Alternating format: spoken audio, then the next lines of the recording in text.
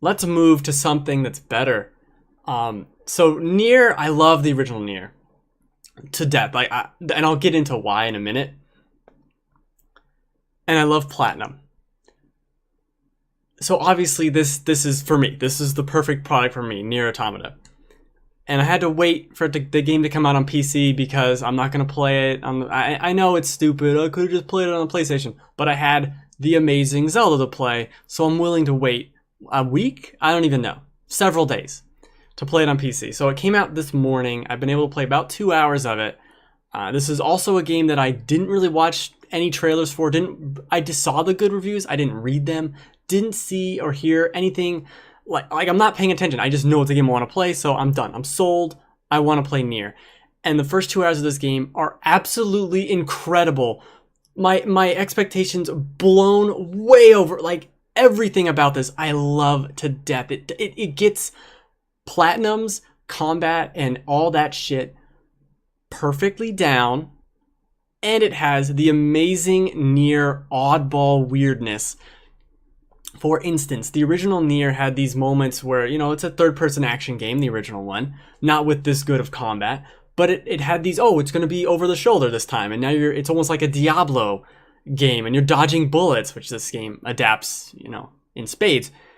And then now it's side-scrolling, like the camera kept panning and doing these different areas and trying these different things, stuff that can only be done in games, like this weird experimentation stuff. There's an entire dungeon in the original Nier that is text-based. You straight up, you walk into the room and there's a door on the left and there's a sign on the right. What do you want to do? Read sign. Like there's an entire dungeon like that that's just text on the screen in the original Nier. It does. There's so many crazy things. Also, like you do the full game of the original Nier, and once you beat it, you can replay it like New Game Plus, but you can only start over from the halfway point for a story reason. And it's why weird shit like that. Also, there's an ending, like the best ending or the final ending of the original Nier, deletes your save file and you can't recover it. Like you can't even use that save slot anymore. It just does weird shit like that, and that's why I loved it. It's got this bizarro world that is so unique, and it does these things that no other game does. And now with Platinum's over-the-top action, it's the best of both worlds. I'll bring this up. I don't really want to spoil. It happens in the first hour, but I don't even want to spoil it because I didn't know it was going to happen. I didn't know the story was going to go there, right?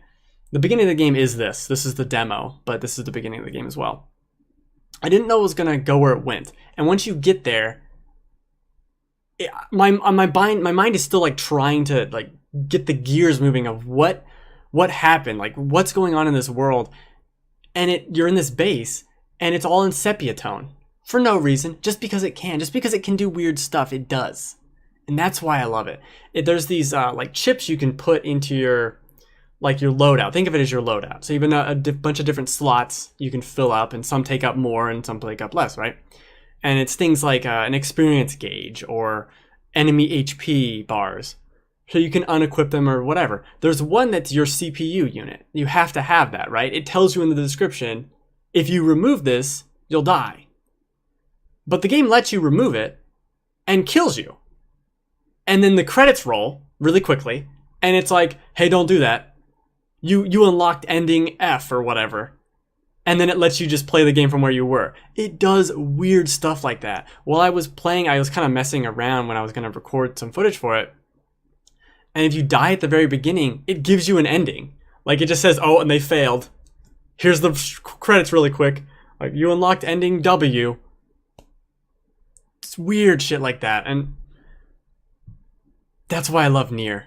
And there's so much, like, they did the combat perfectly in this, with the light and heavy attack. It's Platinum. Like, this is Bayonetta with weird robots, and now an open-ish world. I don't know exactly how open it is. I have explored it in a limited capacity. There are side quests, there are little people making their way around the world, and it's strange, too, to get another game like Horizon, and also like Zelda, that's in a post-society where there's robots running around. It's very strange that all three of those games came out so close together.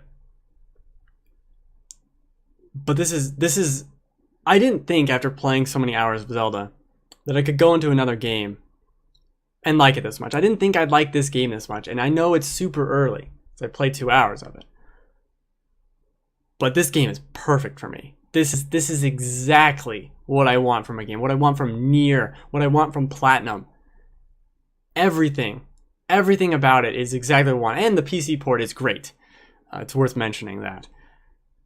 I mean, what else does it do? It does those, like, oh, it has this Dark Souls mechanic too, where you can die and you lose all, like, your items and stuff, and you have to go back and get your body. It's kind of limited in that respect. There's no autosave, so you have to unlock little save stations, and you're running around to kind of clear them out and then fight, and it lets you do whatever you want. Like, I fought this guy, it said he was level 25, and I tried to fight him, and I eventually died because he can one-shot me, but it lets you just go around the world, and it starts doing these things like, oh, I went into a cave, and the camera peeled back to an over the head, like, Diablo 3 looking camera, and now I'm just running around like that. And there's the bullet hell moments, and there's little almost Galaga, or what's the other, Defender segments in it that are just out there. They just do these weird things, and that's why I love Nier. It does this weird stuff. No other game that I played really goes, they either go full weird and like the lollipop chainsaw type of weird, but this is just bizarre to be in it and to like to talk to these people in the world and the things they say, and there's layers of it. It's almost like Metal Gear Solid. There's layers to what's being said in the story that I know I'm gonna get the full gist of way down the line in another playthrough. I already know this is a game you have to beat like 3 times to get the full ending or something. There are so many layers in what they're saying, and how many, like, stuff happens at the beginning and then you realize, oh, that's what was going on. Already in 2 hours I've had that. It has RPG elements, so there are, items and crafting and quests and things like that. It is connected to Drakengard, which is why I wanted to play those games, but I've never have. I remember when 3 came out on PS3, I wanted to try it because I loved Nier, but I've only ever played Nier. I know they're loosely connected, but very loosely, very, very loosely. And even the connections to the original Nier in this one, I don't know. I'm not sure how they are connected, besides the setting and some of the things that kind of go on. I think it was a pre-order bonus. I got the book, the little Grimoires or whatever, from the first game to me, my little pod floating around with me. But I love it. Oh, you can also shoot. Like, that's something that makes it different from Bayonetta, is the shooting. Like, you can shoot at any time and kind of aim. What else? Oh, I guess talking about the RPG, it is, I would describe it this way. It's more of an RPG than a Bayonetta, but it's less of an RPG than certainly a Mass Effect or a Fallout, or even maybe closer to Breath of the Wild in terms of RPG systems. Like, there's no equipment in this that I know of except for weapons, but they're leveling up. You know, you don't do that in Bayonetta. You don't level up. There aren't level 5 enemies. You don't have a level 3 sword or whatever. Like, there are mechanics in there, but it's heavily action oriented. And what it seems like they told Platinum, like they told them to make the combat system, and Square somehow gave them guidance to make everything else, because the combat is perfect Platinum, but all these other elements are things I've never seen them do. Now, granted, I never played the TMNT game or the Transformers or Legend of Korra or whatever, because I don't care. I care about Bayonetta. That's what I want from Platinum. So I'll get that and I'll play that and love that.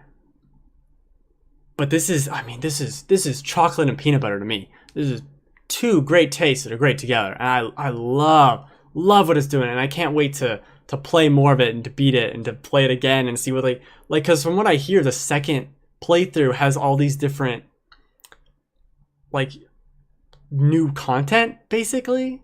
And it kind of did that in the original Nier as well. You'd start learning different story aspects that became known to you only on the second playthrough. And I think that's a little, on one hand, that's dumb and annoying to kind of gate things away from the player in such a way. But if the game's not, I don't know how long it is, but if the game's not super long, or if there's a way to like skip a bunch of things or do a new game plus and to see it all again with all this new information, I'm totally fine with that. Especially, Bayonetta is one of the few games, the original Bayonetta, is one of the few games that I played and immediately started again. I really don't do that. I very, very rarely finish a game and go, well, right back to it, you know? And the only other recent example is Resident Evil 7. I played through that game like 5-6 times. I love it, and it's also not very long. But I think besides Bayonetta, I didn't even play through Bayonetta 2 a second time right away, right? But this is, I think this is the next game to do that. This is going to be my game because it has, you can see the combat. It's good shit. The combat's good. It's exact. I mean, I don't even know. It's got all you want: the attacking, the dodging. It's got auto. That's the thing. You can customize your little loadout, so it has auto item use. You can unequip it if you want. There's different. That's the RPG. That's the RPG mechanics. Your little loadout, your little chips on your CPU board or whatever it is. I do think the menus are kind of funky. It takes forever to pause and look at the map, which is something I do a lot, and I would prefer it not. It's like, okay, pause, bloop, map. That's too long, okay? I know that's 2 seconds. That's too long. Let's pick it up. Let's get to the map. We don't need a cool, I mean, it's a cool animation, but I don't need it to take 3 seconds to get to the map. Especially when the map is so vague and weird. So there's things like that, but hot damn, this is a good year for games. This is the best 3 months for games probably ever. Like, there have been really good years for games, but 3 months? Like, that's absurd. That is absurd. Now, granted, I don't remember the release dates of, like, Half-Life 1 and Metal Gear Solid or what. Who cares? But you get my point. This is another game that I feel already stands toe-to-toe with Neo and Zelda in terms of my favorite games of the year, and Resident Evil 7. Haven't played Horizon yet. It's got those shitty animations that I want to make fun of for a little bit longer before I play it. Plus, I'm also a big fan of ladies with swords. Ever since Kill Bill, I think that's a good aesthetic. Oh, that's a good example of level design. You can drop that bridge later, and it all starts becoming a little connected. And there's treasure chests. Oh man, there's treasure chests that are locked. I don't know why. I wonder if it's playthrough too. I wonder. I'm super into it. Super into it. If anything can make me take a break from Zelda, it's got to be good. Plus, I got a little robot friend. All right, that's enough. It's a great game. Thumbs up. Is there an in-fiction reason for the floating swords? Not that I know of. They are robots. Oh, no, there is. There is, because she does something similar to that on the first boss. Kind of levitates the boss's weapon and uses it against him. So, in a way, yes, there is. I forget what they said, but it has to do with something with their programming. So maybe they're manipulating. Oh, maybe this isn't even a real world. Maybe they're manipulating the code of the world.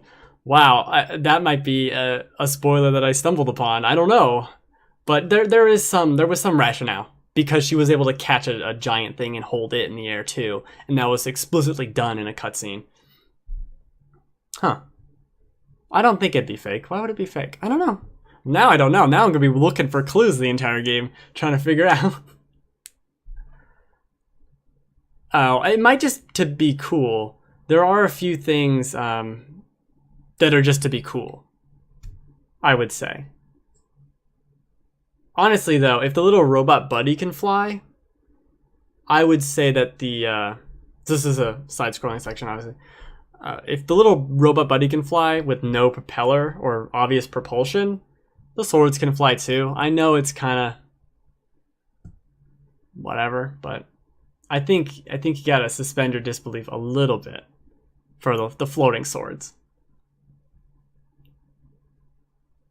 Oh, the only other complaint I have is that the camera kind of sucks sometimes. You can turn around right into a bullet hitting you in the face, which is always good. Especially when the bullets are like giant and red, so you feel like a moron for running into it. But look at it, like, 3D action games don't do this weird stuff that it switches. I know switching camera angles isn't an amazing thing. Like, that's not revolutionary. But it's that coupled with all the weird other tweaks that Nier does, that really puts it above for me. Also, there's fishing. I couldn't catch anything though. I'm not even sure there are. Oh no, there are animals. I killed a moose. I killed an elk moose or an elk moose. Yeah, it was an elk moose. Sure, well, let's just go with that. It's elk moose. I don't know.